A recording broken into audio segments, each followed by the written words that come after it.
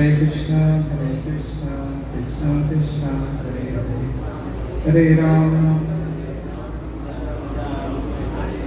हरे कृष्णा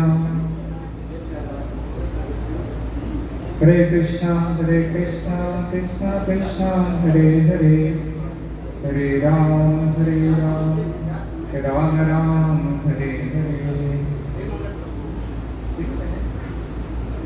हरे कृष्णा।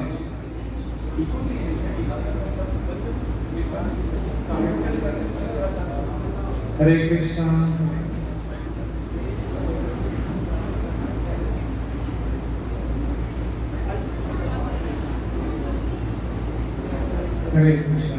कृष्णा कृष्णा कृष्णा हरे हरे, हरे राम राम राम हरे हरे।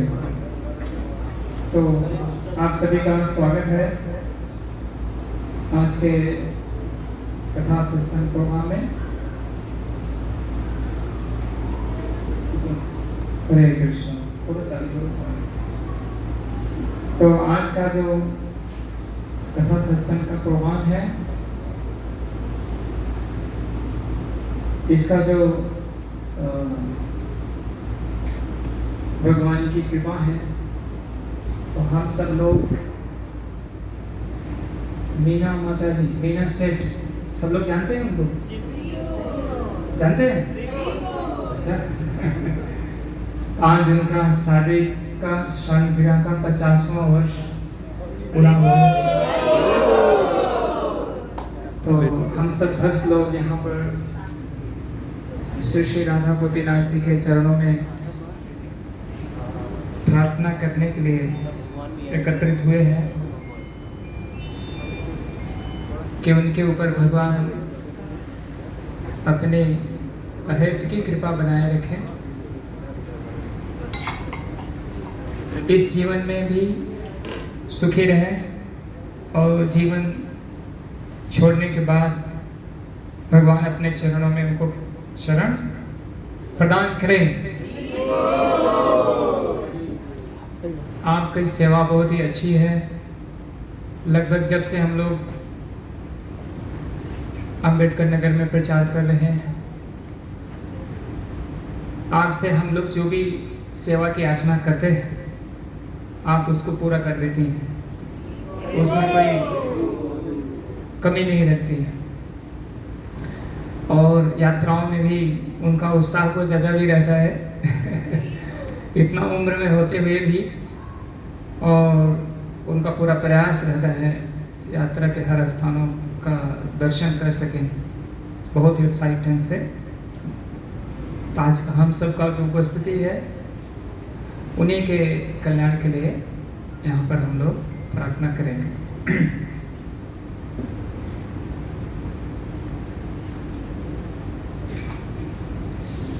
जय राधा माधव कुंज बिहारी, कोटि वल्लभ गिरिवाधारी।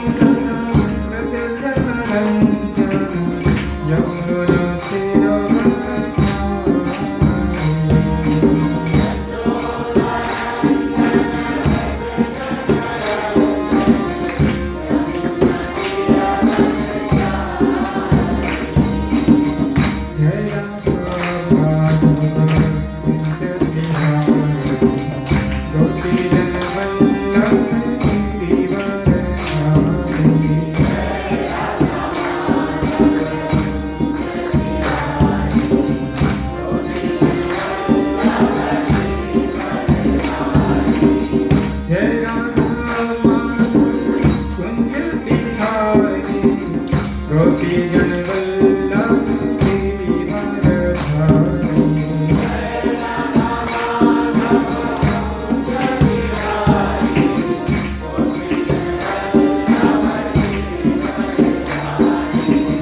यशोदा नंदन व्रजधरं यमुना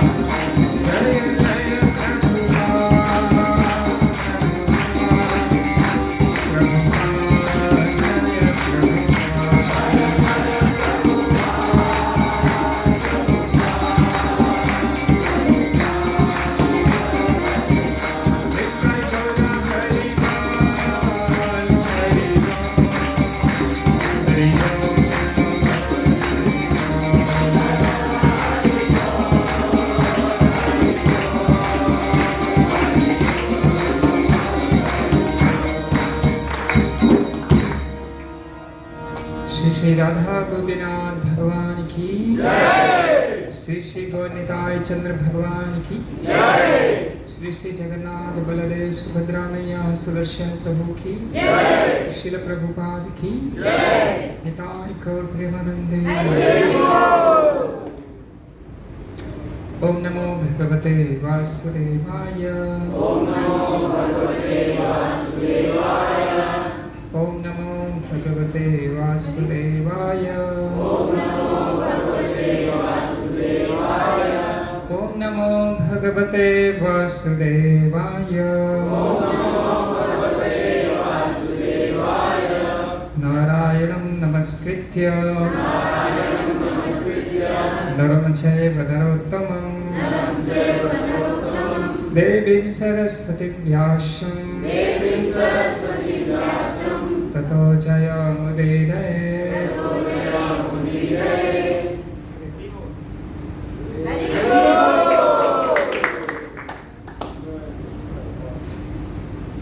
ओम ज्ञानतिमिरन्धस्य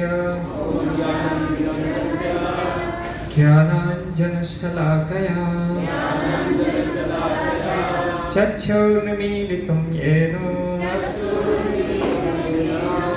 तस्मै श्री गुरुवे नमः।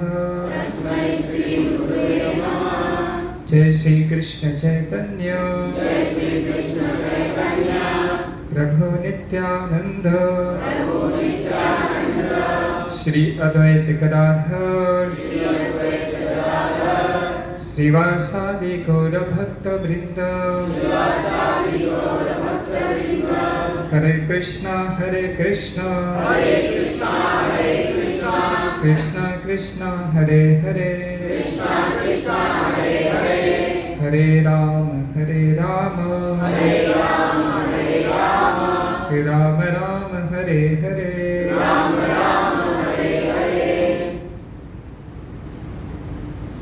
हरे कृष्ण।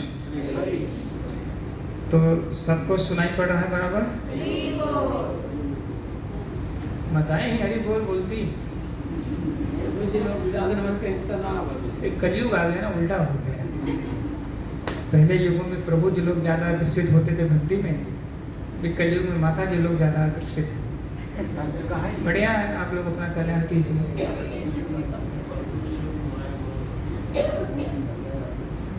कुछ तो बोल रहे हैं।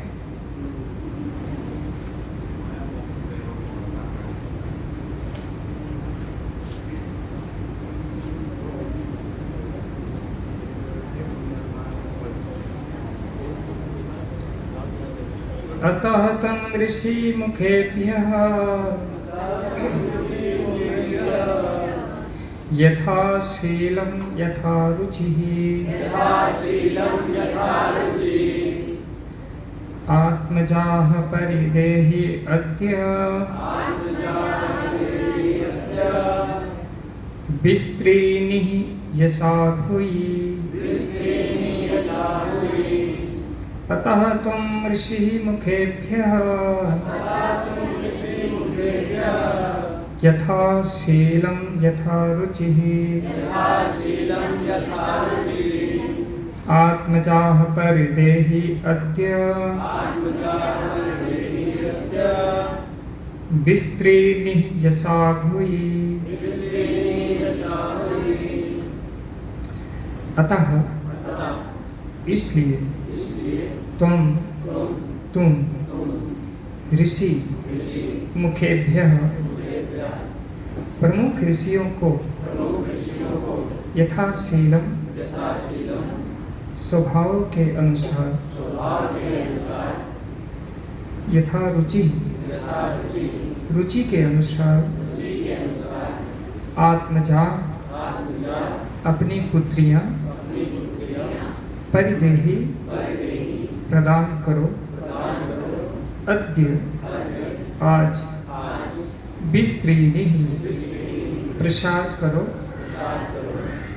यशः यश भूयि ब्रह्मांड भर में अतः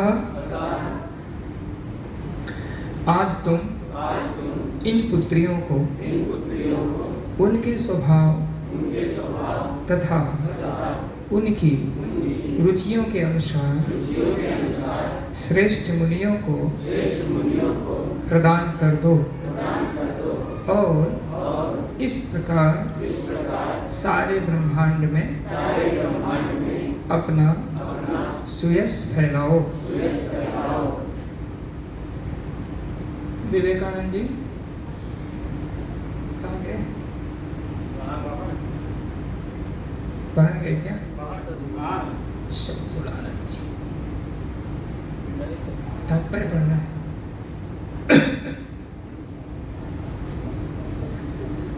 शंभुरानंद महाराज जरा हमारे पास है, इस तात्पर्य को पढ़ो, ध्यान से लोग सुने, आप लोग ध्यान से सुनिए।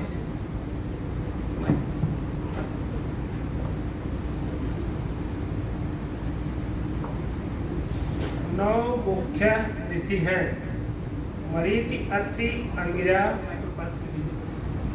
नौ मुख्य ऋषि हैं, मरीचि, अत्रि, अंगिरा, पुलस्त्य, पुलह, क्रतु, भृगु, वशिष्ठ तथा अथर्व।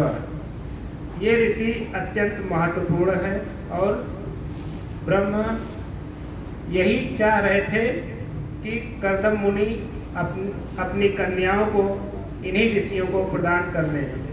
यहाँ पर प्रयुक्त दो शब्द अत्यंत सार्थक हैं, यथाशीलम तथा यथारुचि।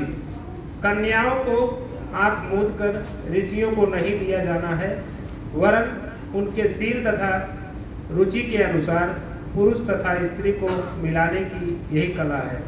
मात्र विषयी जीवन के आधार पर स्त्री तथा पुरुष का संयोग नहीं होना चाहिए।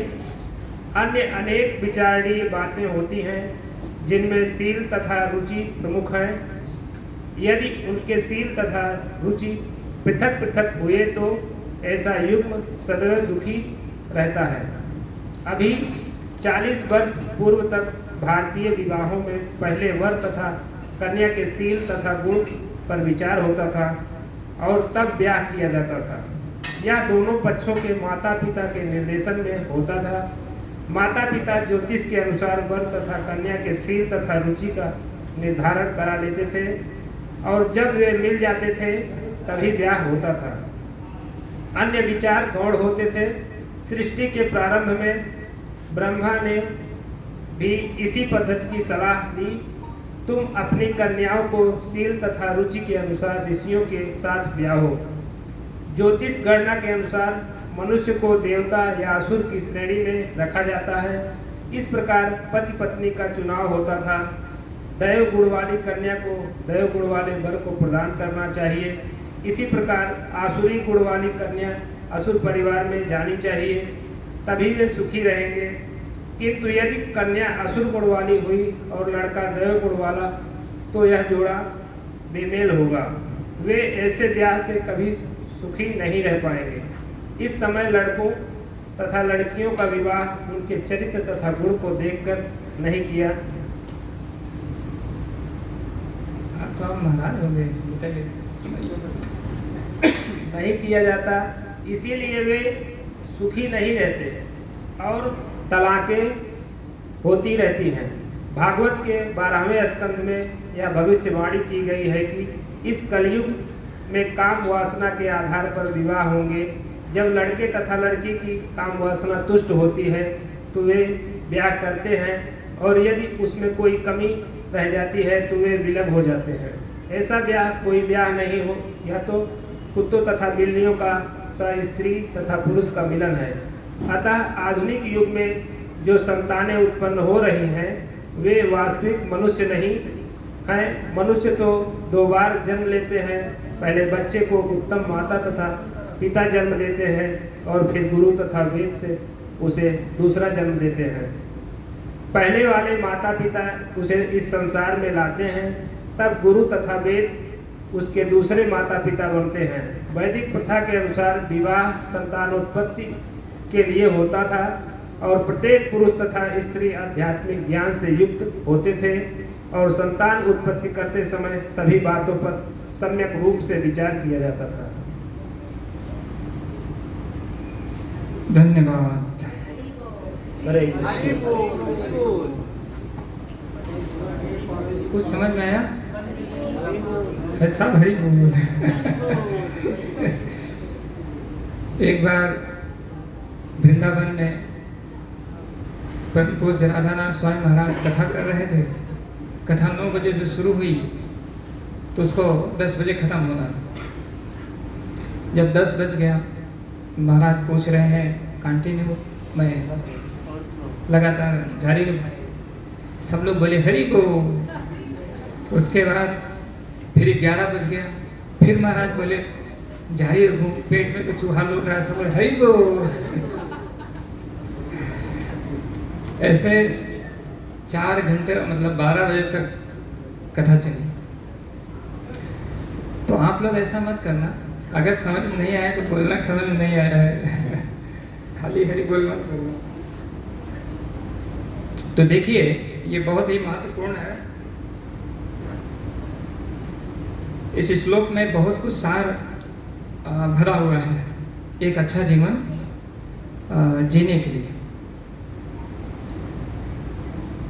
तो कुछ लोग शादी का सालगिरह मना रहे हैं, कुछ लोग आगे मनाएंगे।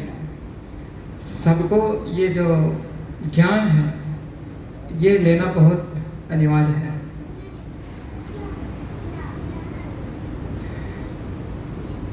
ब्रह्मा जी कह रहे हैं कि अपनी कन्याओं को, कर्दम मुनि जी को ऐसे योग्य पुरुष को प्रदान कीजिए जिसके द्वारा अपना वो शिव यश फैलाएं। तो समझ रहे हैं ना? अभी भागवत में से बहुत सारा माता जी है जिनका हम लोग कथा भागवत में नहीं और भी अन्य जगह पे, जिनका कि सतयुग से लेके और अभी तक गुणगान हो रहा है। ठीक है। और एक माता जी ने ऐसा भी कार्य किया है जिनका कि लोग गुणगान न करके उनका एक प्रकार से तिरस्कार करते हैं। तो ये जीवन हमें क्यों मिला है, ये सबसे पहले समझना बहुत जरूरी है। ठीक है, आप लोग भी पढ़िए मेरे साथ में, थोड़ा हो सकता है कुछ याद रहे। धर्म स्वनिश्चित पुंसाम विश्वक्सेन कथासु यः न उत्पादयेत् यदि रतिं श्रमः एव हि केवलम्। मनुष्य द्वारा अपने पद के अनुसार संपन्न की गई वृत्तियां यदि भगवान के संदेश के प्रति आकर्षण उत्पन्न ना कर सके तो वे निरी व्यर्थ का श्रम होती हैं।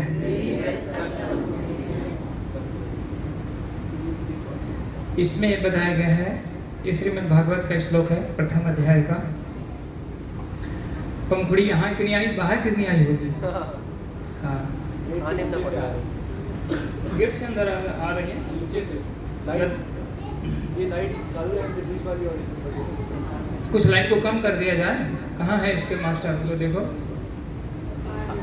तो इसमें बता रहे हैं कि आप कोई बिजनेस कर रहे हैं,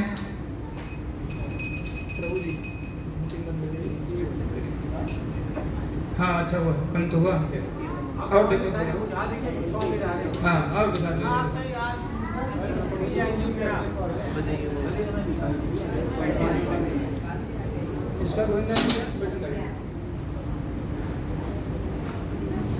हरे कृष्णा। वहां से मत बुझाइए प्रभु, वो जलने दीजिए पीछे, नहीं इधर सौ बुझाओ, ये बड़ी वाली। हाँ, अभी कथा सुनना है, कोई दिक्कत नहीं है तो बुझा रहे हैं। आप कोई भी बिजनेस, नौकरी या और कोई भी पेशा कर रहे हैं, उसको करने से यदि भगवान के चरणों में रति उत्पन्न नहीं होती है तो क्या है? हरि बोल, शांति से बैठ जाओ। वो सब व्यर्थ है, उसका कोई मीनिंग नहीं है। आपको लगे कि हमने बहुत सारा धन इकट्ठा कर लिया, बहुत सारा यश प्राप्त कर रहे हैं भौतिक जगत में, लेकिन श्रीमद् भागवतम में क्या बताया जा रहा है, उसका कोई मीनिंग नहीं। अर्थात इस मनुष्य जीवन का उद्देश्य चाहे स्त्री हो या पुरुष हो, मात्र एक है, भगवान के चरणों में प्रेम उत्पन्न करना। लेकिन उल्टा हो गया है, ऐसा है क्या? उल्टा क्या हो गया है? भगवान नहीं चाहिए हमको, हमको क्या चाहिए?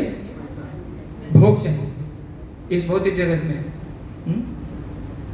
और भोग लेते लेते हम क्या होगा, हम ऐसे स्थिति में आ जाएंगे, हमारा शरीर भी काम करने की स्थिति में, और छोटे छोटे बीमारियां तो संकेत देते रहते हैं। कभी एक हाथ नहीं उठता, कभी दो नहीं उठते, फिर उसको मालिश वालिश कराते हैं, फिर वो चालू होता है, फिर बीच में बंद होता है, फिर कभी पेट जवाब देता है, बहुत ऐसे चलते रहते हैं। और एक बार ऐसी स्थिति आ जाती है, सब कुछ बंद हो जाता है। तो ये कहा जाता है ना, किसी कार्य को करने के लिए अगर हम उसमें जा रहे हैं तो उससे पहले उसके परिणाम को जानना बहुत जरूरी है। अगर हम एक तो जन्म लिए, चलो जन्म से तो ज्ञान मिलना चाहिए, लेकिन अगर हम वैवाहिक जीवन में प्रवेश कर रहे हैं तो भी हमको ये पता होना चाहिए कि इसका क्या उद्देश्य है। तो क्या उद्देश्य है? क्या उद्देश्य है वैवाहिक जीवन का?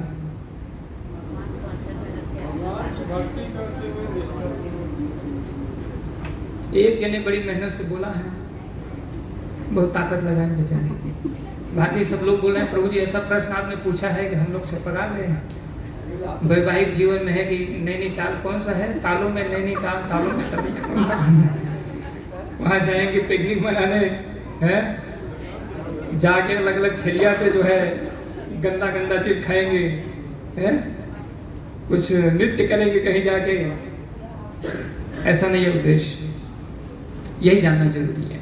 ठीक है, भगवान विष्णु को प्रसन्न करने के लिए वैवाहिक जीवन में प्रवेश किया जाता है। और ये जो अभी तात्पर्य पढ़ा गया, केवल काम वासना को पूर्ति करने के लिए अगर विवाह किया जा रहा है, ये जीवन कुत्ते और बिल्लियों के जैसा है और अगले जन्म में निश्चित रूप से कुत्ता बिल्ली बनना पड़ेगा। कुत्ते बिल्लियों को काम वासना की संतुष्टि के लिए पुरुष के जितना कुछ मेहनत नहीं करना पड़ता है। पुरुष को विवाह करना है तो उसको बढ़िया एक नौकरी करना चाहिए, बढ़िया एक घर होना चाहिए, बहुत सारी चीज़ें होनी चाहिए, ठीक है। तो कहने का तात्पर्य ये है कि ये जो चीज़ें हैं जो अभी उल्टा चल रहा है, ये इसके नीचे की योनियों में एक प्रकार समझ लीजिए निःशुल्क है। कोई घर द्वार का उनको भी जरूरत, अर्थात हम लोग ऐसे गतिविधि से गुजरे हुए हैं। और आगे ये श्लोक में यही जो पढ़ा गया अभी, अगर इस उद्देश्य के लिए शादी विवाह, एक अमोघ लीला प्रभु जी एक छोटा सा वीडियो था उसमें देख रहे थे, लड़के और लड़कियों शादी करने के लिए एक दूसरे की सुंदरता ढूंढने के लिए बेचारे बिना विवाह के ही पड़े जा रहे हैं। यानी कुछ 30, 32, 33 साल उम्र निकल जा रही है। कोई बोलता कोई नाक टेढ़ी है, कोई बोलता कोई कान टेढ़ा है, कोई बोलता बहुत मोटा है, कोई बहुत मोटी है, कोई बोलता बहुत पतला है। ऐसा प्रभु जी बता रहे थे। वास्तव में जगत में सब बहुत तीव्रता से चल रहा है, लेकिन वास्तव में ये उद्देश्य नहीं है कि केवल हम आगे इन गतिविधियों की पूर्ति करें, बाद में हमारा अगला जीवन क्या हो, नारकीय बने। आज का जो हमारा जनरेशन है वो भागवत पढ़ना नहीं चाहते, गीता पढ़ना नहीं चाहते, बोलते ये तो पुराने लोगों के लिए है। ऐसा नहीं है, ये हम सब के लिए है और हमेशा हम सब के लिए नया है, क्योंकि यही हमारा मार्ग प्रशस्त करता है वास्तव हमें कैसे जीवन जीना है। नहीं तो आप सबको पता है कि इस भौतिक जगत में जिस चीज के पीछे आप पढ़ते हैं कि मुझे इससे आनंद मिलेगा, वास्तविकता ये है कि सार रूप में उससे आपको बहुत दुख प्राप्त होता है। इसको आप डायरी में लिख के भी रख सकते हैं। नहीं बोले प्रभु जी ऐसे कैसे आप बोल रहे हैं, ये सब तो लोग आनंद पा रहे हैं दुनिया में, लेकिन इसको लिख के रखिएगा। आनंद के पीछे जितना जाएंगे इस भौतिक जगत का, आध्यात्मिक जगत में जितना जाएंगे वो तो दिन पर दिन आनंद बढ़ता चला जाएगा, उसका कोई लिमिट नहीं है। लेकिन इस भौतिक जगत में केवल दुख ही, क्षणिक आनंद मिलेगा, थोड़ा सा आनंद मिलेगा, लेकिन वास्तव में जो विस्तृत बड़े रूप में होगा वो दुख रूप में आएगा। तो क्या आप लोग चाहते हैं एक ऐसा सौभाग्य में जीवन हमको लोगों को मिला हुआ है, तो क्या इसको यूं में गंवा देना चाहिए? वही कुत्ते बिल्लियों जैसे कार्य वाले में गंवा देना चाहिए? नहीं। क्या करना चाहिए?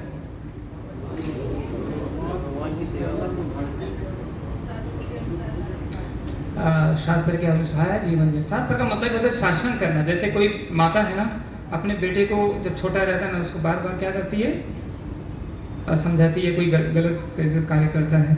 उसी प्रकार से ये शास्त्र हमारा ऊपर शासन करता है, आपको कैसे जीवन जीना है, क्या करना है, क्या नहीं करना है। इसके परिणाम में हम देखते हैं, उदाहरण में ध्रुव महाराज के प्रसंग में सुनीति माता है, उनको उत्तानपाद ने घर से बाहर कर दिया था। क्यों बाहर कर दिया था? एक दूसरा विवाह उन्होंने किया था, वो पत्नी उनकी उससे ज्यादा सुंदर थी और उसने कहा कि या तो मैं रहूंगी घर में या तो ये रहेगी। इस उदाहरण से क्या सीख रहे हैं आप?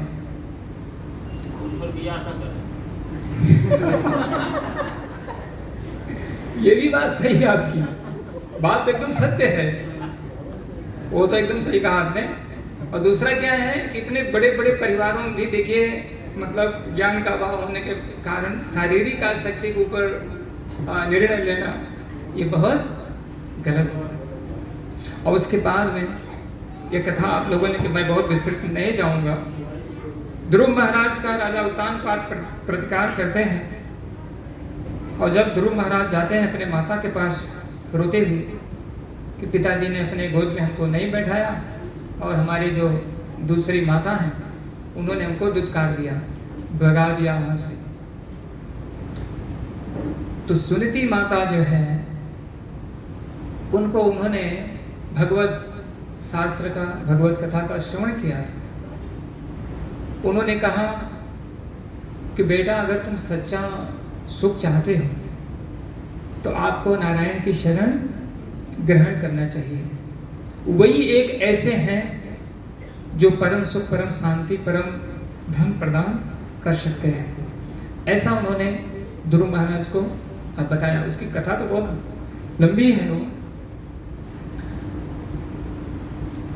और उसके बाद ध्रुव महाराज अपनी माता की आज्ञा के अनुसार, उस समय उनकी उम्र जो है 5 वर्ष के है, और वो निकल जाते हैं घर से। और उनको रास्ते में नारद जी मिलते हैं, भगवान की भक्ति का उपदेश देते हैं, और 6 महीने तपस्या करके भगवान को प्राप्त कर लेते हैं ध्रुव महाराज। इससे क्या शिक्षा मिलती है कि सुनती माता तो, अगर आजकल के युग का माता तो जंग छिड़ जाती थी, है कि नहीं? कोर्ट मुकदमा सब कुछ शुरू हो जाता था। खैर वो जहां अपनी जगह जो है, लेकिन उन्होंने क्या किया? सब कुछ से ऊंचा कार्य किया। क्या कार्य किया? उन्होंने भगवान का आश्रय लिया। और बच्चे ने तपस्या किया। बिना तपस्या किए भगवान की प्राप्ति हो नहीं सकती है। कुछ लोग कहते हैं हम एक माला जप, एक माला जपेंगे आप तो आपको अगला जन्म में जब तक 16 माला नहीं जपेंगे, लौट के आना पड़ेगा। और एक दिन जब तक 16 माला जप नहीं करेंगे तब तक भगवत धाम नहीं जाएंगे ना। हाँ। यहाँ काम खूब खट लेंगे, खूब कर लेंगे, लेकिन जब माला जपने की बात आएगी तब। और ध्रुव महाराज ने क्या किया? थोड़ा खाने पीने का भी उन्होंने ध्यान दिया। अब हम लोगों को तो बाहर अगर अभी कहीं चले जाएं और उधर बढ़िया सब कुछ लगा हो तो जीभ में थोड़ा पानी आने लगता है और नियम कानून तोड़ के जुट जाते हैं खाने पीने, और पेट बेचारा बोलता है अब नहीं करो, बस करो। लेकिन बोलते जीवा नहीं, बोलते नहीं मत करो, खाते रहो। ठीक है, इतना खा लेंगे, बोले पता नहीं कल मिलेगा नहीं, खाओ, बाद में बीमार भी पड़ जाते हैं। नहीं, जीवा का नियंत्रण होना बहुत जरूरी है। जिस व्यक्ति का जीवा नियंत्रण में हो जाएगा बाकी सब कुछ नियंत्रण हो जाएगा, ऐसा प्रभुपाद जी ने बताया। तो जीवा का नियंत्रण क्या है? उसको कृष्ण प्रसाद खिलाना है। जो भगवान खाएंगे वही, और थोड़ा लिमिट में। ऐसा नहीं खा लिया और पड़ गए, सो गए। आज महाराज जी कथा में बता रहे थे, आप कैसी गाड़ी खरीदना पसंद करेंगे? जो पेट्रोल पी के एक जगह खड़ी हो जाएगी या पेट्रोल लेके चलेगी? ज्यादा एवरेज जो देगी उसको हम लोग लेना पसंद करते हैं। इसी प्रकार से भगवान भी चाहते हैं कि मनुष्य रूपी गाड़ी का पेट्रोल कम भजन ज्यादा, पेट्रोल कम भजन ज्यादा। यानी आहार थोड़ा नियंत्रित होना चाहिए। इतने के लिए खाना है, ये शरीर खाली आपकी चलती रहे, और बाकी आप देखेंगे स्वास्थ्य भी आपका बहुत अच्छा रहेगा। और फिर ध्रुव महाराज ने क्या किया? उन्होंने जो भक्ति का विधि विधान उनके गुरु जी ने उपदेश दिया था उसका गंभीरता पूर्वक उन्होंने पालन किया। हम लोग क्या करते हैं, कभी सोचते आज हमारी पूजा में 10 बज गया, आज हमारी पूजा में 12 बज गया। एक दिन तो ऐसा हो जाता है कि शायद पूजा अधूरी भी हो जाए। इसलिए एक नियम होना चाहिए। माला जप में तो आगे पीछे कर लीजिए, लेकिन सुबह जो भगवान का नहलाने का जो भी एक टाइम रख लीजिए, जो भी है, जो गृहस्थ लोग हैं उनको 7:30 बजे रख लीजिए, 8 बजे रख लीजिए, जो भी, लेकिन एक समय आप 12 बजे का मत रखिए। 12 बजे तो आपको भी पेट में भूख लग जाती है ना, तो भगवान को भी भूख लग जाती है, इसलिए इसका समय सही रखिए ध्रुव महाराज ने। और अपने मन को पूर्ण रूप से उन्होंने भगवान के मंत्र का जो जप और भगवान के स्वरूप का चिंतन उन्होंने एकाग्र किया। तो हमें ध्यान देना चाहिए, जब हम लोग भगवान के नाम का जप करते हैं तो उस समय मोबाइल पास में ना रखें। उधर मोबाइल में टेंशन है, कोई मैसेज तो नहीं आ गया, ये थोड़ा सा बैठेगा, इसमें उठो पिठो मत कोई, वो रख देंगे माता जी, बाद में भोग लगा देना, ठीक है? हाँ हाँ, भोग दे, ठीक है? हरी बोल, चलाओ मत, हम लोग बंद किए हैं। अरे ये पंखा चालू कर दीजिए बस। ये पंखा चालू करो कहीं से, लाइट मत जलाइए। सुनने में आया? लाइट को नहीं जलाना, फैले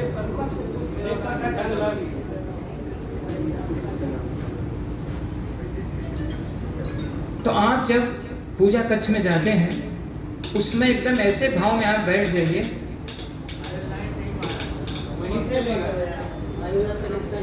हरे कृष्णा कृष्णा कृष्णा हरे हरे, हरे राम राम राम हरे हरे। एकदम एकाग्र हो जाइए, प्रयास करिए। खास करके माला जप करते समय सभी भक्तों का कहना है, प्रभु जी उस समय काम सारे ज्यादा याद आते हैं। अब बात तो सही है, याद आते हैं, लेकिन क्या करना है, उसको बुद्धि के द्वारा थोड़ा उसको दूर करना है, दूर करना है। और ऐसा आप सोचेंगे कि अरे दूर नहीं होता, हम लोग प्रयास भी करते हैं, चिंता ना करिए, प्रयास करते रहिए, समय समय समय समय, लेकिन कम से कम बीमारी को पकड़ने का प्रयास कीजिए। हमारा मन एकाग्र नहीं हो रहा है तो क्या क्या इसमें कहा गया, एक तो गुरु के आदेश का पालन। अभी आजकल कलयुग में उल्टा स्थिति हो गया, ऐसे गुरु चाहिए जो हमारे मन की बात कहें, ठीक? ऐसा लेकिन नहीं होना चाहिए। गुरु का काम है जो शास्त्र की बात है वो बताना। नारद जी ने उनको बताया, ध्रुव महाराज को, कि आप किस विधि से भगवान, ये सतयुग की बात है। अभी उस समय भी भगवान का जैसे हम लोग नाम जप भी करते बताया गया, डिटेल से वो बताया गया कैसे भगवान की विग्रह स्थापना करना है, तुलसी दल अर्पण करना है, पुष्प अर्पण करना है, सारी चीजें। घर में फूल लगाइए, तुलसी महारानी का उत्पन्न कीजिए, रोज भगवान को आप अर्पण कीजिए। और खास करके जब आप बैठे भगवान सामने, तो युग धर्म क्या है इस समय? हरिनाम, हाँ, हरिनाम जप, हरिनाम कीर्तन। हरे कृष्ण कृष्ण कृष्ण हरे हरे, हरे राम राम राम हरे हरे। इस प्रकार से ध्रुव महाराज ने भगवत प्राप्ति की। आहार विहार में थोड़ा ध्यान रखना बड़ा अनिवार्य है। कहीं भी जाके कुछ भी खा मत लीजिए, नहीं तो उस अन्न का पूरा आपके चेतना के ऊपर प्रभाव पड़ता है। एक बार एक गुरु जी अपने शिष्य के घर गए, तो वो बड़े स्वागत सत्कार किया गुरु जी का, और उसके बाद बोला, गुरु जी हमारा जो तिजोरी वाला कमरा है ना, उसमें आप थोड़ा चरण रख दीजिए, थोड़ा जागृति हो जाए। गुरु जी गए तो वहाँ देखे तो बहुत सारा बंडल 500 का गड्डी सब रखा हुआ था। गुरु जी बैठे रहे, गुरु जी अचानक एक गड्डी उठाए और अपने बैग में डाल दिए, और धीरे से अपना गुरु जी बिदाई हो गई, चले गए। उसके बाद ये जो मालिक था, मालिक जाके देखा तो है एक गड्डी कम कैसे हो गई, तो वो तो सोचा गुरु जी तो ऐसा करेंगे नहीं, तो उसने सारे नौकरों को लाइन हाजिर किया सुबह एक तरफ से, और सबको पूछा किसने लिया पैसा। अब जब कोई लिया तो बोले, सबको एक एक डंडा की तरफ से सेवा हो रही है। गुरु जी सुबह उठे और गए अपना, उन्होंने थोड़ा शंका समाधान स्नान ध्यान किया। उसके बाद जब तपस्या करने बैठे, अपना ध्यान में हुए, भगवान की आराधना करने के लिए, अचानक उनको ध्यान आया, अरे मैंने कल तो चोरी कर लिया, अरे मैंने अपना पूरा तपस्या को ये कर डाला, कैसे मेरे मन में ये बात आ गई, मैं कैसे धन का चोरी कर लिया। तुरंत उठे और गए उसके पास में, यहाँ पे ठीक है, किसी को बुला रही हूँ। तो गुरु जी वापस गए और देखे तो वहाँ सब एक तरफ से खड़े होकर पिटाई सबकी चल रही है, किसने लिया पैसा। गुरु जी ने कहा, इधर आओ, मैंने लिया पैसा। अरे गुरुदेव आपने ऐसा, आप मांगे होते पूरा तिजोरी दे देता मैं, आप ऐसे कैसे हो गए। बोले ये बताओ, कल तुमने जो भोजन खिलाया था उसको कहाँ से व्यवस्था किया। उसको अकेले ले गए तो उसने जाके कहा ट्रेन से चोरी का चावल जा रहा था, उसको मैंने चोरी से खरीदा था, वही खिलाया था। एक पड़ाका मारे खींच के गुरु जी उसको बोले, मूर्ख, तुमने अपना तो भ्रष्ट किया चरित्र, मेरा भी चरित्र भ्रष्ट कर दिया। तो वास्तव में सच्चाई है, जैसा आप भोजन करेंगे, जैसे चेतना, वो पूरा आपके ऊपर प्रभाव डालेगा। एक जेल में एक भक्त बेचारा कुछ समय के लिए जेल के अंदर गया, तो उसके सामने जब प्रसाद आके खाता, रात में सपने जब आते, वो सोता तो बोलता, इसको गला काट रहा, उसको गला काट रहा, मार काट, ये सब देखता। वो परेशान हो जाता, बोलता मैं तो हरि नाम का जप करता हूँ, ऐसा ऐसा कैसे हो जाता। तो वो पता लगाया गया, तो जो किचन की गृहिणी थी एक माता जी, वो अपने पति का सर काट के आई थी, मतलब कोई झगड़ा हो गया रहा होगा तो उन्होंने जान से मार डाला था। अब वो भोजन बनाते समय उनका वही चिंतन चलता था, और जब वो व्यक्ति कोई अन्य खाता था तो जो खाता उसके रात में ये सब सपने इस प्रकार से आते हैं। इसलिए सावधानी बरतना बहुत जरूरी है, जैसा ध्रुव महाराज ने किया। और ध्रुव महाराज ने जब भगवान का आराधना किया तो सारे देवता लोग को सांस रोक दिया उन्होंने अंत समय में। जब ध्रुव महाराज ने अपनी सांस रोका भगवान की एकाग्रता में, चूंकि भगवान की सांस बहुत लंबी है, भगवान की एक बार सांस लेने में कई कई खरब वर्ष बीत जाता हम लोगों का, यानी ब्रह्मा जी का एक प्रलय का समय बीत जाता है। सोचिए कितनी लंबी सांस है। तो जब भगवान से की एकाग्रता हो गई तो सांस बड़ी लंबी हो गई हो। देवताओं की सांस, देवता लोग भाग के गए किसके पास, भगवान विष्णु का पास, बोले प्रभु बड़ा संकट आ गया, हम लोगों को सांस नहीं ले पा रहे हैं। तो देवताओं को ये भी पता नहीं लगा कि ये सांस अवरुद्ध क्यों हुई है। तो देवता लोगों की एक सीमा है किसी कार्य के लिए, भगवान के द्वारा अधिकारी नियुक्त है। यहाँ भी कुछ अलग अलग ऑफिसर होते हैं ना, तो उनके ऊपर एक, उनके ऊपर एक, उनके ऊपर एक, तो सब मनमानी काम नहीं कर सकते। तो भगवान ने कहा चिंता मत करो, राजा उत्तानपाद का पुत्र तपस्या कर रहा है और उसका अभी हम जाके शांत करेंगे, आप लोग सुखी हो जाओ। तो भगवान का आश्रय लेना चाहिए, ना कि देवताओं का। परम मालिक का आश्रय लेना अनिवार्य है। भगवान आते हैं, उनके समक्ष प्रकट होते हैं, ध्रुव महाराज देख करके विभोर हो जाते हैं, फिर प्रार्थना करते हैं। ध्रुव महाराज की एक प्रार्थना सबसे अनिवार्य है, भगवान के समक्ष बोलते हैं कि हे प्रभु मुझे आशीर्वाद दीजिए, मैं आपके सत्संग में हमेशा भक्तों का संग प्राप्त करूं, यानी भक्तों के संग में आपके कथा का श्रवण कर सकूं। ये ध्रुव महाराज कब मांग रहे हैं, जब उनके समक्ष भगवान खड़े हैं। और हम लोग के समक्ष भगवान नहीं, लेकिन हम लोगों ने अवसर प्राप्त कर लिया है कि बैठ करके हम लोग सत्संग भगवान का कथा श्रवण कर रहे हैं। इसलिए क्लास भगवान के सत्संग से कभी दूर होना नहीं चाहिए। समय निकाल के चाहे जिस स्थिति में क्लास में जरूर पहुंचना चाहिए, क्योंकि यही आपकी सबसे बड़ी निधि है, सबसे बड़ा खजाना है। एक बार ब्रह्मा जी के दरबार में जाके भक्तों ने पूछा कि ये बताइए कि कौन सी तपस्या का फल बड़ा है। ध्यान करते हैं लोग, जाके जल में खड़े रहते हैं, आंख कान नाक बंद करते, बहुत अनेकों प्रकार से तपस्या, यानी ज्ञान योग, ध्यान योग इत्यादि।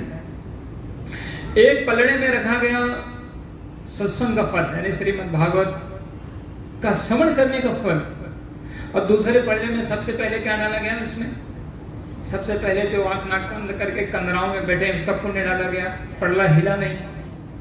फिर योगी लोगों का जो चिंतन करके आधा आंख बंद करके भगवान चरणों का ध्यान करते रहते हैं।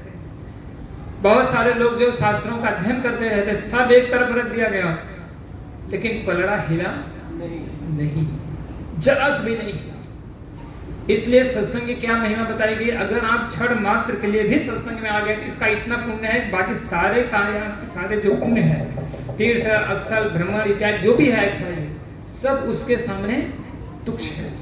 और सत्संग में अगर आप आ गए हैं तो आपका भगवत धाम जाना, सबको सरल काम चाहिए भैया, हरि बोल। तो ये सत्संग की महिमा है। और ध्रुव महाराज को भगवान ने 36,000 वर्ष राजा चक्रवर्ती सम्राट बना दिया। जिसके जीवन में भगवान है उसको धन की कमी होगी नहीं, उसको धन की कमी। कुछ लोग बोलेंगे इसमें बैठे होंगे, प्रभु जी हम तो भगवान पूजा करते हैं, हमारा धन का कमी है। ठीक है, तो धन का कमी इसलिए पूजा आपने भी शुरू किया है, ठीक है। कई जन्मों से हमने पूजा नहीं किया है ना, अभी जन्मों से पूजा शुरू किए हैं, अभी धन बहुत विपदा से आएगा। ध्रुव महाराज ने, और सबसे बड़ा धन वास्तव में कौन सा होता है, संतोष। जहाँ आनंद है जिस घर में, जहाँ पेट का आराम प्रदान है, खाली पैसा तो है, कोई शराब पी के कहीं और गिरा हुआ है, कोई किसी के साथ और कहीं घूम रहा है, कोई किसी के साथ कोर्ट मुकदमा में खड़ा है, ये तो कोई आनंद है जीवन का? सच्चा आनंद है जिस घर में शांति। वो आज तो धन भी आता है, भगवान की आराधना करने से भगवान लक्ष्मीपति हैं, धन की कमी नहीं होती है। इस प्रकार से ध्रुव महाराज को सब कुछ प्राप्त हुआ। उसके बाद उनकी माता, जब ध्रुव महाराज वैकुंठ जा रहे थे तो ध्रुव महाराज ने भगवान के पार्षदों से कहा कि विमान रोक दीजिए, हमारी माता जी ने हमको इस स्थान ऐसे मतलब भेजा, जो भी मैंने प्राप्त किया है, हमारी माता जी जाएंगी तो ही मैं भगवत धाम जाऊंगा। तो सुमति माता ने जीवन कैसा जिया ये ध्यान दीजिए। उन्होंने शास्त्र के अनुसार जीवन जिया है। ऐसा नहीं कि कहाँ कहाँ का क्या क्या खाना है, आजकल इतना नाम है मुझे तो याद नहीं है, केवल सुबह से शाम तक खाने के लिए क्या पिज्जा बर्गर क्या क्या बोलते हैं। हरे कृष्णा। सब लोग यहाँ पे रख दीजिए, बैठ जाइए, बाद में ओपन हो जाएगा। हरे कृष्णा कृष्णा कृष्णा हरे हरे, हरे राम राम राम हरे हरे। बुद्धिमान व्यक्ति जो है वो अपना भविष्य देखता है, और जो चांडाल व्यक्ति है, दुष्ट किस्म का व्यक्ति है, वो क्या देखता है? प्रेजेंट देखता है। चलो अभी चोरी कर लें, धन मिल जाए, लेकिन बाद में पता नहीं, जब पता लगे पुलिस ले जाके जेल में डाल देगी, सारी प्रॉपर्टी भी जब्त हो जाएगी। तो जो प्रकार के बुद्धिमान लोग नहीं, वो कहते खाओ पियो मजा करो, कौन है भगवान, कहाँ है क्या? ये किसका काम है? राक्षसों का, दुष्ट व्यक्ति का। और जो बुद्धिमान व्यक्ति हैं वो कहते हैं नहीं भैया, हमारे पास धन कम रहेगा चलेगा, लेकिन हम एकादशी व्रत रखेंगे, भगवान के नाम का जप करेंगे, हम चोरी नहीं करेंगे, गलत कार्य नहीं करेंगे, क्योंकि हमारा जो अगला जीवन है वो अच्छा होना चाहिए। इस प्रकार से सुमति माता जी ने धर्म के नियम का पालन किया, और एक बच्चे को उन्होंने भगवत भक्त बनाया, जिसकी वजह से स्वयं भी वो भगवान का धाम प्राप्त कर सके। ये ध्रुव चरित्र बहुत ही महत्वपूर्ण है हमको जीवन सुनना। मैं तो उसका केवल 10% भी नहीं सुनाया हूँ आपको। भागवत में चतुर्थ स्कंद में बहुत विस्तृत रूप से दिया गया है, इसको आप लोग पढ़ सकते हैं। उनकी माता जी भी गई भगवत धाम, और ध्रुव महाराज भी भगवत धाम गए। और इसके विपरीत कश्यप मुनि की 2 पत्नी, एक का नाम दिति और एक का नाम अदिति। अदिति ने धर्म का पालन किया, उनको देवताओं की माता कहा जाता है। दिति ने धर्म का पालन नहीं किया, तो उनको कैसे पुत्र प्राप्त हुए? राक्षस प्राप्त हुए। आजकल का जिन लोग, ये जो जीवन चल रहा है लोगों का, उनको तो कुछ पता नहीं है हमें कब खाना है, कब सोना है, कब क्या करना है। इसलिए जो संतान हो रही है वो भी कैसी हो रही है? राक्षस गुण वाली हो रही है। राक्षस का गुण क्या होता है वो जानना चाहिए। ऐसा नहीं सोचा राक्षस है उनको सींग कहाँ है, उनके दांत लंबे लंबे किधर है, ऐसा नहीं है। राक्षस का काय है, वो शराब पिएगा, मांस खाएगा, शास्त्र को कभी छुएगा नहीं, भगवान का नाम कभी जप करेगा नहीं, ठीक है, और मंदिर का जाना नहीं, ठीक है, और मंदिर भूल से अगर चला भी गया तो देखेगा यहाँ क्या गंदा चीज सब, तो उसको देखेगा, ये सब कार्य होगा। ये राक्षस के गुण है, चाहे स्त्री हो चाहे पुरुष। तो दिति माता को आप सबको पता है राक्षस पुत्र कैसे मिले थे उनको? उन्होंने ऐसे समय में संग किया था कश्यप मुनि का, गोधूली कहते हैं। संध्या समय जो होता है उस समय सभी व्यक्ति को अपना पूजा में बैठ जाना चाहिए। जैसे ही सूर्य अस्त होने लगते हैं, उस समय भगवान भोलेनाथ जी अपने नंदी बाग बैल पर बैठ करके थोड़ा भ्रमण करने निकलते हैं, देखते थोड़ा क्या चल रहा है। जो लोग भगवान के पूजा आराधना में लगे रहते हैं उनको आशीर्वाद लेके जाते हैं, लेकिन जो लोग शराब की दुकानों में लाइन लगा के खड़े हैं, क्लब में हैं, होटल में जाके बैठे हैं, मुर्गा का टांग खा रहे हैं, जो भी है सही, तो उनको कैसा आशीर्वाद मिलेगा? उनको श्राप मिलेगा। कश्यप मुनि ने दिति को समझाया, तुम्हारा ये जो इस समय कार्य करने की इच्छा है ये अच्छी बात नहीं है, बहुत हानिकारक होगा, इससे अशुभ पुत्र की प्राप्ति होगी। लेकिन उन्होंने माना नहीं। इसलिए आप सबसे निवेदन है, जो अपने जीवन में आगे बढ़ रहे हैं, राक्षसी प्रवृत्ति को धारण न करें। एक मौका मिला है आपको। ये सब चीज़ें आपकी परमानेंट नहीं रहेंगी। एक घर खूब अच्छा से आप सजा रहे हो, यहाँ स्विमिंग पूल बना दो, यहाँ बना दो, यहाँ हा हा हा, लोग आए तुमको दिखाओ आ हा हा, लेकिन आप कितने समय तक हैं ये विचार करिए। उस 10 साल ऐसे तो बनाते बनाते तो 50 साल निकल जाता है लगभग। उसको तो भोगने वाला दूसरा ही कोई होता है। और जब तक हमारा भोगने लायक तब तक बीमारियां बहुत आ जाती हैं शरीर में, ऐसा शास्त्र में बताया गया है। तो कितने साल हैं उस घर में। बाद में आपका जो दूसरा घर तैयार हो रहा है उसमें मच्छरदानी मिलने वाली नहीं है। दूसरा घर मतलब दूसरा शरीर, और वो है 4 पहिए वाला शरीर। आपकी ना वो बढ़िया फॉर्च्यूनर कार, आपका ना बढ़िया बंगला, आपका ना नौकर चाकर, कोई आपके साथ में जाने वाला। आप अकेले सफर करेंगे, इसलिए अगले जीवन की तैयारी इस जीवन में कर लीजिए, करना चाहिए। एक बार एक राजा एक बार माल वाहक जहाज में जा रहा था, समुद्र में तूफान आ गया, एक जहाज डूब गई। वो कैसे कैसे जाके एक द्वीप पे जाता है, वहाँ कुछ आदिवासी आ जाते हैं बाजा गाजा गाते हुए, उसको उठा के ले जाते, माला पहनाते। वो समझ नहीं पाया लोग मेरा ऐसा स्वागत क्यों करें। बोले देखो हम लोगों का नियम है ऐसा, जो कोई व्यक्ति मिलता ना उसको हम लोग राजा बनाते हैं अपने। तो राजा बना दिए, खूब सेवा चलने लगी। तो राजा बोले कि अच्छा इधर आओ भाई, 5 साल के लिए आप लोग राजा बनाते, उसके बाद बुद्धिमान व्यक्ति था। तो लोग बोले देखिए 5 साल के लिए हम राजा बनाते हैं, उसके बाद उसको कपड़ा लत्ता उतार के एक दूसरा द्वीप है वहाँ पे केवल जानवर और वहाँ कुछ है नहीं, वहाँ उसको जबरदस्ती मार के निकाल देते हैं। आप लोग समझ में आया? 5 साल के लिए तो बढ़िया सेवा सरकार राजा बनाएंगे, उसके बाद उसको निकाल के एक दूसरे जंगल में भेज देंगे। लेकिन वो राजा बुद्धिमान था, पर 5 साल के लिए तो मेरा राज्य है। उसने कहा मंत्री ऐसा काम करो, जो द्वीप में ये व्यवस्था सब उधर करो, चूंकि मैं राजा हूँ। दूसरा उधर बजान बढ़िया बंगला बन गया, बढ़िया मार्केट, बढ़िया सब कुछ हो गया। जब 5 साल इसका पूरा हुआ तो दूसरे, इसका मतलब ये हम लोगों के लिए है। अभी हम लोग तो मालिक हैं इधर के, तो अगला अपना बना लीजिए। अगला कहाँ जाना है? बिना मच्छरदानी वाले बंगले में जाना है कि वैकुंठ जगत में जाना है? इसकी तैयारी आपके हाथ में। कहाँ जाना चाहेंगे? बिना मच्छरदानी वाले में, मच्छरदानी वाले में तो उसके लिए हमको वैकुंठ जगत, हरे कृष्णा कृष्ण कृष्ण हरे हरे, हरे राम राम राम। तो दीदी माता को बहुत कष्ट उठाना पड़ा था। किसके लिए? उन्होंने शास्त्रीय नियमों का पालन नहीं किया था। दूसरा एक प्रश्न, एक स्कंद पुराण में कलहा नाम की स्त्री थी, उसका प्रश्न आता है। कलहा का शब्द अर्थ आप तो जान ही गए हैं। कलहा का मतलब क्या है? लड़ाई झगड़ा करना, उसका यही काम है। ठीक है, रास्ते चलते लड़ाई।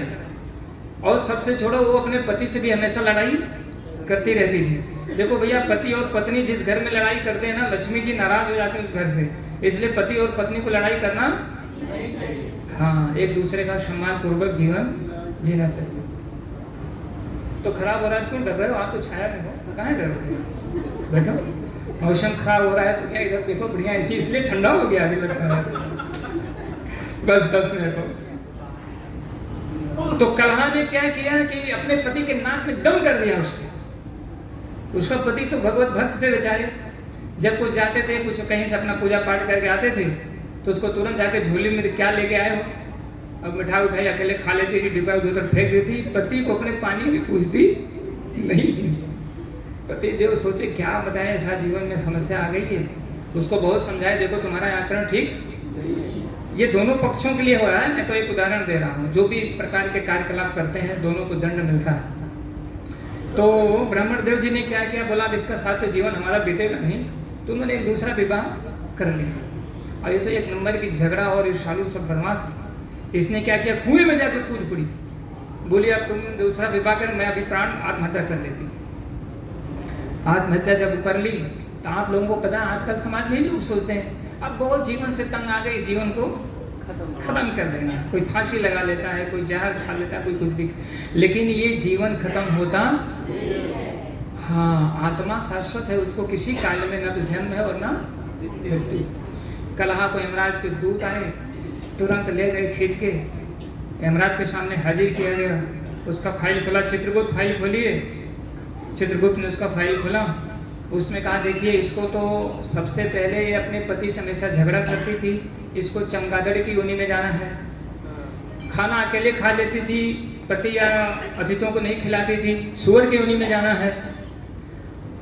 और ये आत्महत्या की है कि 1000 वर्ष के लिए प्रेत योनि में जाना है। अब जब कलहा ये सब सुनी सामने तो अब कुछ होने वाला, अगर चेतना है तो अभी चेत लो। कलहा को सबसे पहले प्रेत योनि में डाला गया और उसने क्या किया, एक व्यक्ति को पकड़ ली, शरीर में गई हो। भूत प्रेत तो जो होते हैं ना वो खा नहीं पाते उस शरीर से, उनको दूसरे शरीर में जाना पड़ता है। वो बेचारा बहुत तंग रहा, उसके घर वाले ले गए। देखो भूत बनना बहुत परेशानी का काम है, मिर्ची की धुआं सूंघना पड़ेगा तो बहुत कष्ट होगा, इसलिए भूत बनना नहीं चाहिए। तो वो संगम नहाने के लिए गया, ऐसे कुंभ लगा था तो वहाँ पे उसको रोक लिया गया, अंदर जाने का प्रवेश नहीं मिला। वहाँ भगवान के पार्षद घूम रहे थे, उसके बाद इधर उधर घूम रही थी। सुबह एक पंडित जी अपना पूजा के लिए जा रहे थे, थाल सजा करके कलहा अचानक करके जो भी भूतों की आवाज होती आ गई, वो बेचारे डर गए और अपना गंगा जल उसी थाल से ही उसके ऊपर प्रहार कर दिया। तो उसमें गंगा जल और तुलसी दल जाके जब उसके ऊपर पड़ गया तो उसको बोलने की शक्ति आ गई और रोने लगी।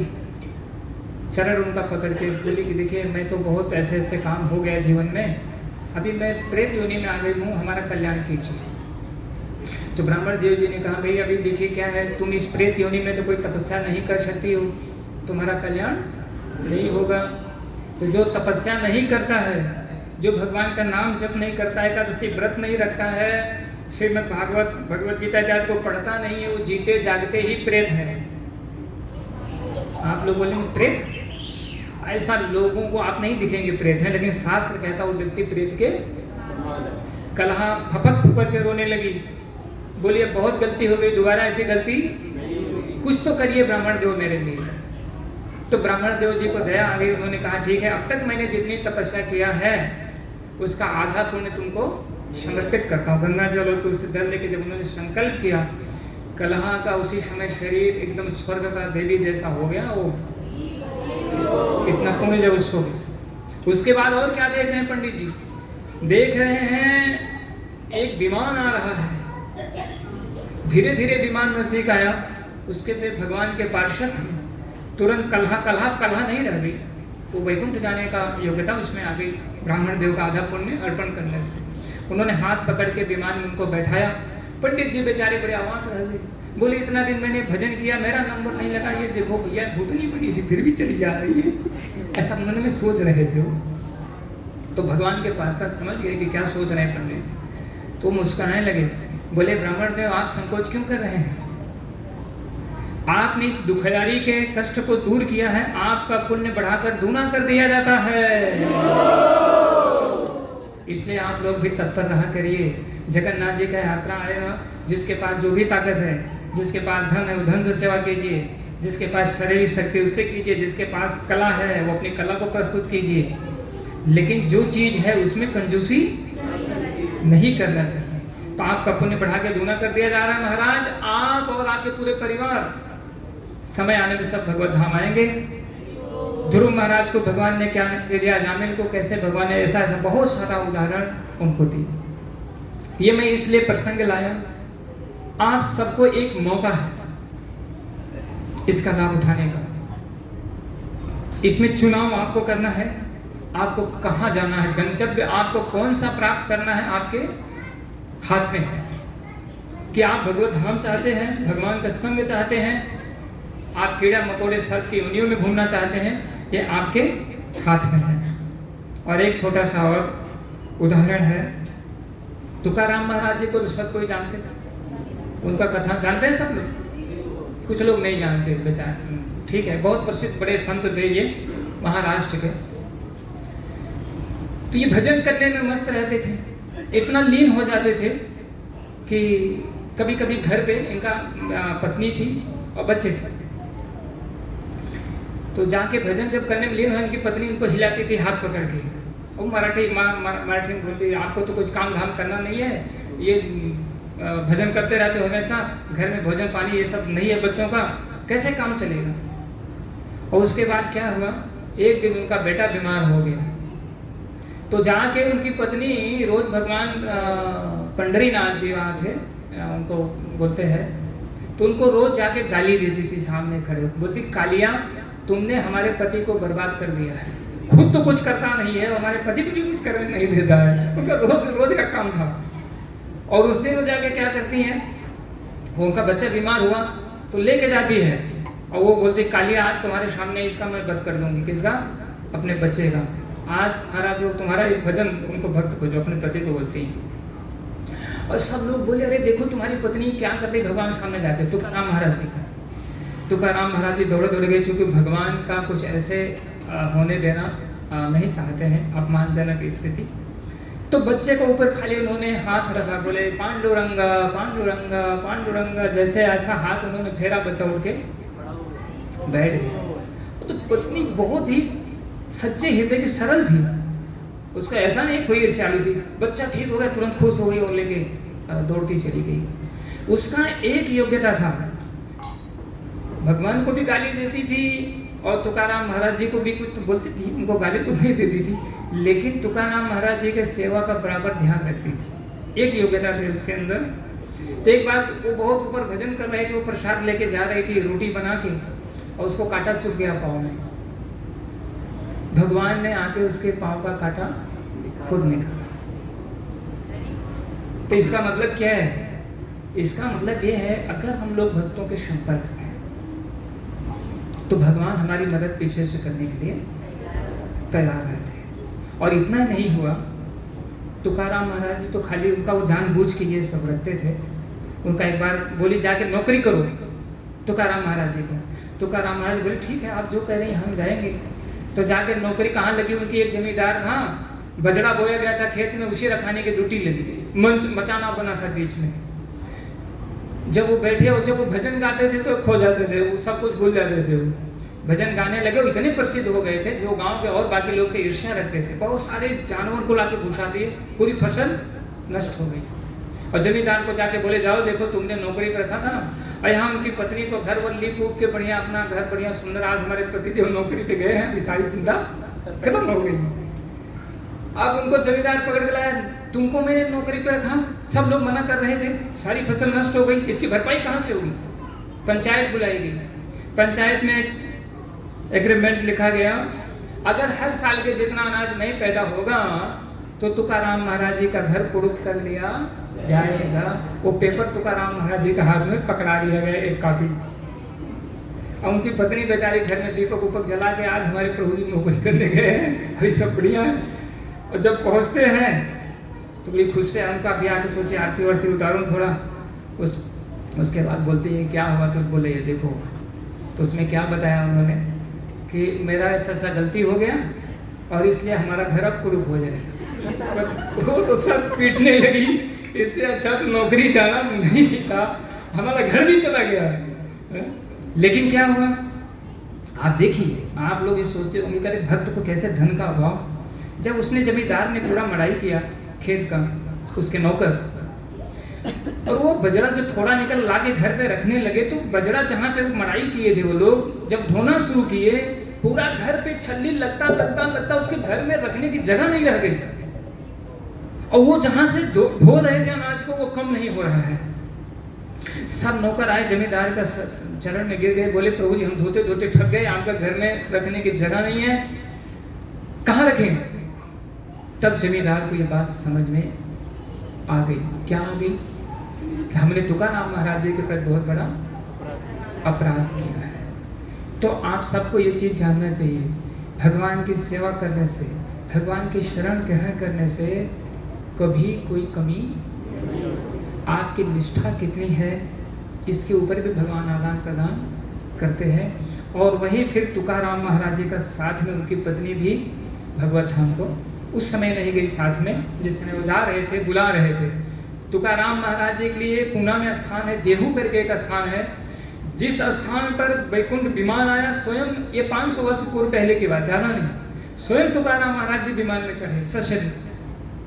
बाद में उनका शरीर भगवत धाम का हो गया। लोग संशय करते हैं ना, अरे कहाँ वैकुंठ धाम है, कहाँ ये है? तुकाराम महाराज जी स्वयं चढ़े हुआ स्थान है, आज भी वहाँ से बहुत पूजा आराधना होती है। अपने पत्नी को बोलो तुम भी चलो मेरे साथ, तो बेचारी वो तो भोली भाली थी, बोली तुम ही जाओ, तुम जाइए, हम नहीं आएंगे आपका साथ। वो सोचिए ऐसे कहीं कुछ बोल रहे हैं जाने को। और जब विमान आया उस पर चढ़ गए थे, एक दो माता जी दौड़ के जाके बोली अरे लोकर आ, जल्दी चलो, तुम्हारा पतिदेव जा रहे हैं। बोले हैं जा रहे हैं? तो दौड़ के आगे देखी, तब तक विमान ऊपर उठ चुका है और रोने लगी हो। तो वो तो गई, जो कि अब जिसके जितना महान पति भगवत भक्त हो। तो उस समय तुकाराम महाराज जी विमान का आरूढ़ होकर भगवत धाम प्राप्त किया उन्होंने, और उनका पत्नी भी गई। ये सब प्रसंग लाने का मेरा विषय यही है कि पति पत्नी का जो जीवन है वो केवल इस जगत में बर्गर पिज्जा खाने के लिए, नैनीताल में पिकनिक मनाने के लिए नहीं है। ये पति पत्नी का जीवन केवल भगवान को संतुष्ट करने के लिए है। सबको बड़ा गजब लगेगा, अरे प्रभु आप क्या बोल रहे हैं, हम लोग कैसे संतुष्ट होंगे? आप लोग तो मुझे लगता है केवल एक चीज में संतुष्ट होना चाहते हैं। अरे आप लोग मतलब सारे लोग संसार के, कुछ खाने में और बाकी भोग करने के लिए, काम की तृप्ति करने के लिए। तो आप सबको ये ध्यान देना चाहिए, अगर यही हमारी भावना रहेगी तो अगले जन्म में ये जो अभी सेंट कंट मारा जा रहा है ना, सुअर बनेंगे और जाके भोजन भी बढ़िया मिलेगा और रहने का घर भी बढ़िया मिलेगा, ड्रेस भी अच्छा मिलेगा, ठीक है। तब आप सोचोगे आप क्या करोगे। तपो दिव्यम पुत्रकाय निसत्तम, ये जो रसमलाई रसगुल्ला खाने वाले जो है सब व्यवस्था यहाँ पे, ये नीचे किसी भी योनि में। सुअर भी सोचती है निष्ठा को कि बस ये रोज मुझे नया ही भोजन प्राप्त हुआ है। जैसे हम लोग कुछ रसगुल्ला इधर खाएंगे मन भर जाएगा, लेकिन कल फिर देखेंगे तो मुंह में पानी आएगा। इसके लिए जीवन, तो आप क्या बोलेंगे, क्या खाना पीना नहीं, क्या करना है? खाना पीना है, भगवान को भोग लगाइए, जो भगवान खाते हैं उसको प्रसाद रूप में पाइए। आप सोचिए हमारे जो परम प्रभु हैं, परम संगी हैं, परम माता पिता हैं, वो भगवान श्री कृष्ण हैं, हम उनके बेटे बेटियां हैं। आप जिस रूप में संबंध, अगर कोई पति रूप में भी पूजा करना चाहता है तो भगवान के घर सकता है, कोई समस्या नहीं है। पति रूप में भी पूजा करेगा तो उसका हृदय धीरे धीरे शुद्ध हो जाएगा। वास्तव में यहाँ तो सही पूछिए तो ये स्त्री और पुरुष का जो शरीर है ये एक अलग है, हमारा ये पहचान नहीं है। हमारी भगवत धाम की पहचान जो शाश्वत है वो दूसरी है। ये तो केवल एक भोग के इच्छा के लिए शरीर हमको प्रदान, एक ड्रेस दिया गया है। लेकिन फिर भी कोई मित्र बनाना चाहे, कोई पति बनाना चाहे, कोई उनको पुत्र बनाना चाहे, ठीक है। जैसे यशोदा मैया प्रेम करती है, अभी किसी पुत्र रस का, वात्सल रस का आनंद लेना है तो ये बच्चे से हम लोग कितना दिन ले पाएंगे? 1 साल, 2 साल, 5 साल, 7 साल बाद में तो धीरे धीरे बड़ा हो जाएगा है। छोटा बच्चा ना जब खाता था, कुछ मुंह में लगाता, बहुत आनंद आता। आप सब माताएं हैं छोटी जो बच्चों को पाले होंगे, उसमें कितना आनंद आ रहा होगा। हम लोग भी देखते छोटे बच्चों को तो आनंद आता है, आधा खाएंगे आधा गिराएंगे। तो यही वात्सल्य रस भगवान अगर किसी को चाहिए तो अनंत काल समझ रहे हैं ना, कभी खत्म न होने वाला, ऐसी व्यवस्था आपको भगवान दे सकते हैं। तो वास्तव में अगर आप कहीं भी किसी प्रकार से साथ हो सकते हैं, सुख पा सकते हैं, आनंद पा सकते हैं, तो भगवान का आश्रय लेके और यहाँ भी सुखी रह सकते हैं। हरे कृष्ण। तो कुछ समझ में आया आप सब लोगों को? मैंने बहुत सारा सब कुछ सुना दिया, कुछ को अच्छा भी लगा हो, किन लोग अच्छा नहीं भी लगा होगा। अच्छा किसको नहीं लगता है? हाँ, सब लोग ट्रेन हो गए। आसुरी गुण वालों को अच्छा नहीं लगता है, लेकिन जो दैवी गुण वाले हैं उनको पता है हमारा एक एक दिन जो बीत रहा है जीवन में वापस नहीं आएगा। इसलिए हम तैयारी कर रहे हैं। जो कुछ है वो किसका है?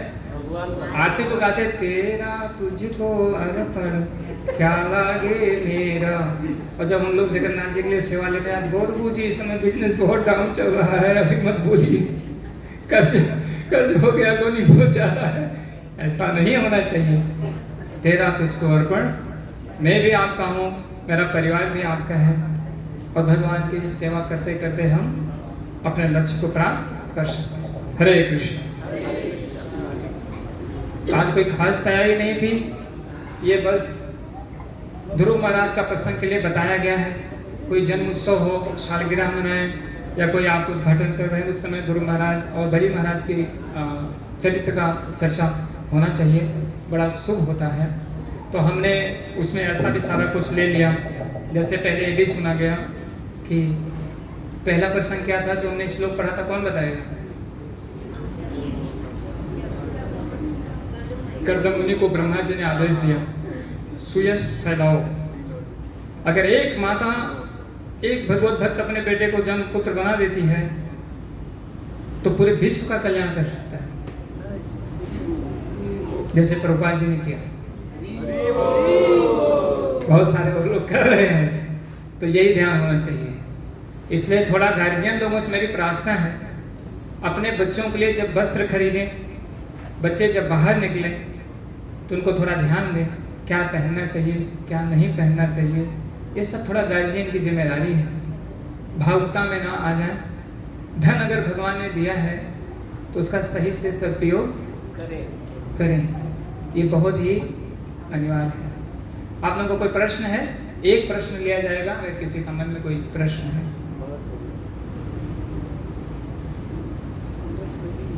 कह दीजिए क्या प्रश्न करें, आपने इतना हम लोग को धुलाई कर दिया है कि रात में नींद नहीं आएगी। हरे कृष्णा। अभी हम लोग सुंदर कीर्तन करेंगे। मीना सेठ माता जी के लिए आपका पति जी भी आए हैं यहाँ पे? आ रहे हैं, कोई बात नहीं है। तो उन दोनों जन के लिए प्रार्थना करेंगे, भगवान श्री राधा गोपीनाथ जी के चरणों में उनको शुद्ध भक्ति भगवान प्रदान करें अपनी, और पूरे परिवार को भगवान खुशहाली प्रदान करें। मेन खुशहाली ये भी ध्यान देना चाहिए, होती क्या होती है जब भगवान अपनी भक्ति प्रदान करें। लेकिन निश्चित रूप से भौतिक जगत का भी आनंद भगवान देते हैं, ऐसा बात नहीं है। तो अभी हम लोग खड़े होकर सुंदर ढंग से कीर्तन करेंगे। माता जी का आरती करा दीजिए, तैयारी करा दीजिए, ठीक है। तो आप सब इतना देर तक श्रवण किए, सबका बहुत बहुत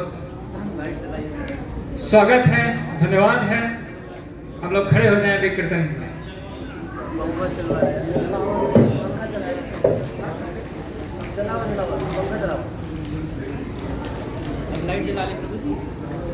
हाँ तो कीड़े चलेगा।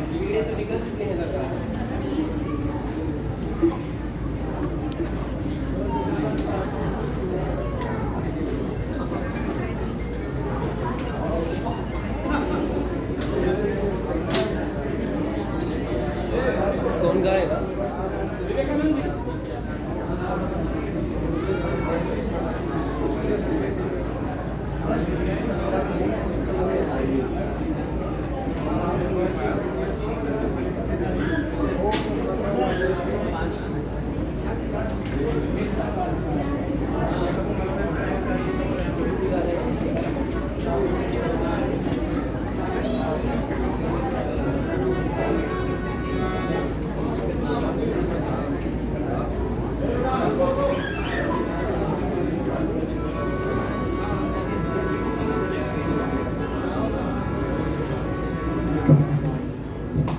हरे कृष्ण।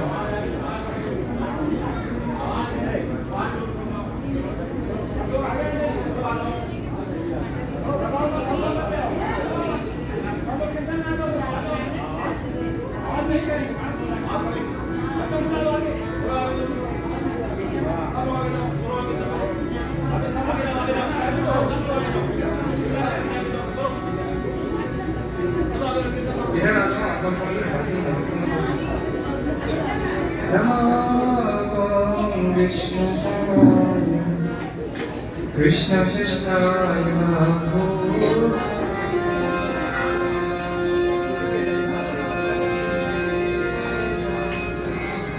Swami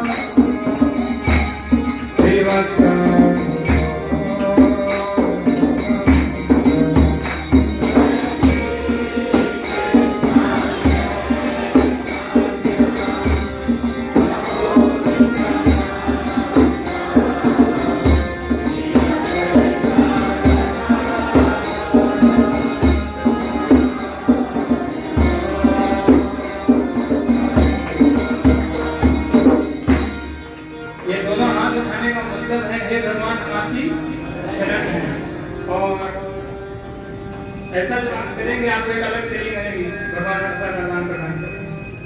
जय श्री कृष्ण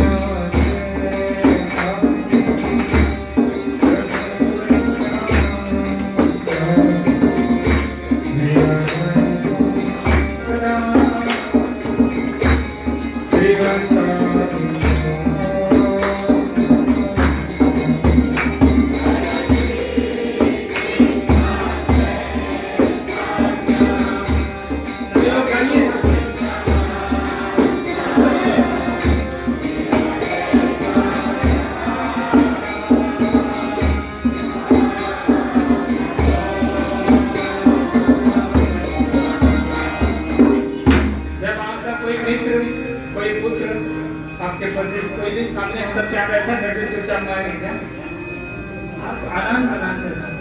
आपके समक्ष आपके भगवान परम माता पिता परम संगी आपके समक्ष हैं, इसलिए आप ये कीर्तन के द्वारा आनंद प्रदान कर सकते हैं भगवान के साथ। हरे कृष्ण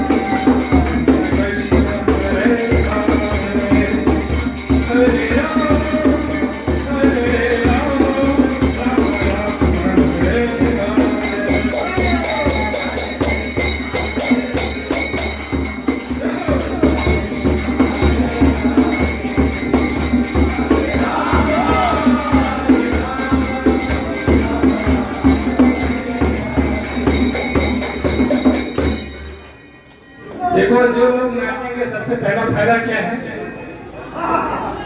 उसको घुटने की बीमारी नहीं होगी। क्या होगा?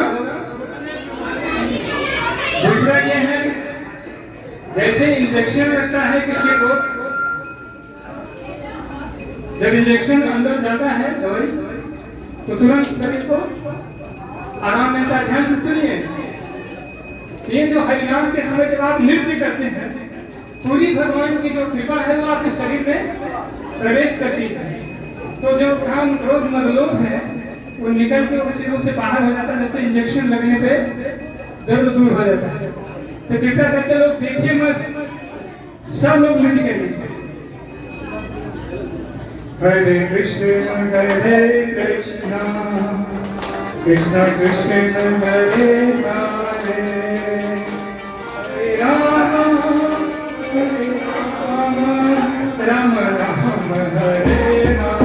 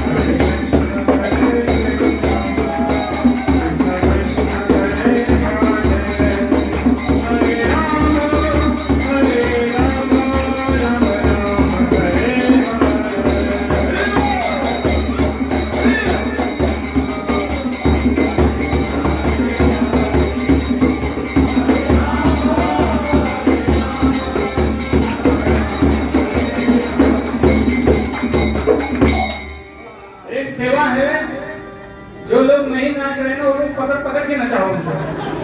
पुरुष वाले पुरुष को पकड़ना चाहिए, माताओं को पकड़ लेना चाहिए। जो दूसरे को पकड़ के बचाएगा भगवान उसके ऊपर बहुत प्रसन्न होंगे, उसका भी बेचारे को कल्याण हो जाएगा। हरे कृष्णा हरे कृष्णा कृष्ण कृष्ण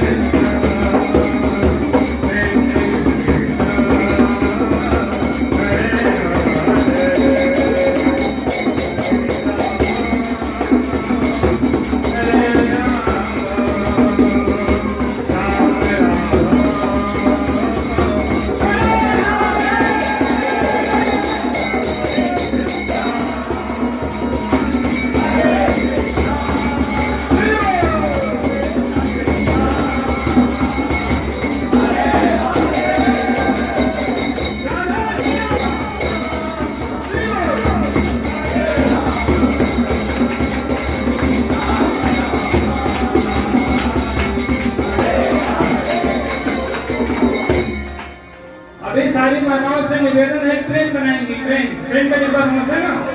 अभी किसी को छोड़ना ना, सब लोग ट्रेन बनाओ, एक दूसरे को एक लाइन बना के घूमना है। चलो इधर से शुरू करो, अरे वो डांस बनाइए, सबको जोड़ लीजिए डब्बे में, डब्बा छूटने ना पाए, सब डब्बे को ऐसा घूम के उधर से आना है। हाँ लाइन में लग जाओ, अरे वो अच्छा ये कौन है आगे, अरे वो हे माता जी, ऐसे आपको ऐसे खाना है, घूमना है, ठीक है, ऐसे जाके ठीक है। हरे कृष्णा कृष्णा कृष्णा हरे हरे, हरे Ram Ram Ram Hare Hare.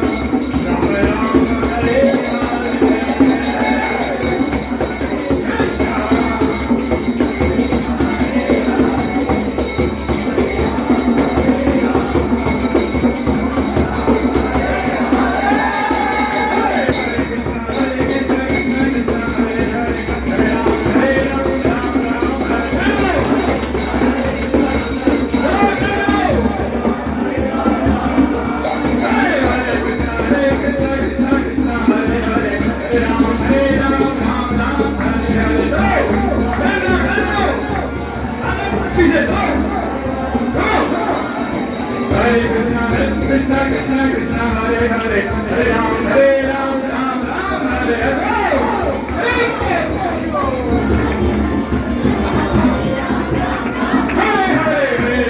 Hare Krishna Krishna Krishna Hare Hare, Hare Ram Ram Hare Hare।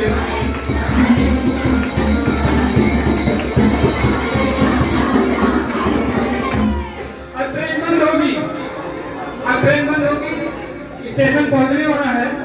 अभी सब लोग इकट्ठा हो जाएंगे, अभी स्टेशन पे जंप करना है।